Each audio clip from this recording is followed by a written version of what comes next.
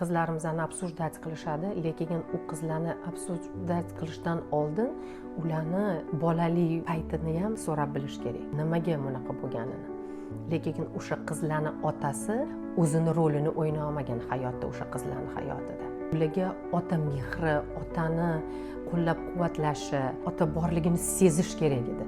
Shunda ularni o'ziga ishonchi kuchliroq bo'lgan bo'lardi. Ularga erishish oson bo'lmaydi ularning hayotida. Chunki uning orqasida turgan otasi bor. Uning orqasida turgan kuch bor.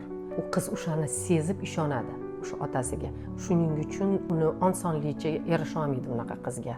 Ota o'zini rolini o'ynay olmasa qizi hayotida, u qizlarni juda ham oson jalb qilib olish, u qizlarni sindirish.